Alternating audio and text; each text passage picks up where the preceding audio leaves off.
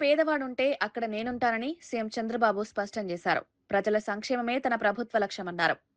నెలకు డబ్బులు తీసుకుని రేపు ఓటేయకపోతే మీకు మంచి జరుగుతుందా అని ప్రశ్నిస్తూ రాజకీయాల్లో చైతన్యం అవసరమన్నారు.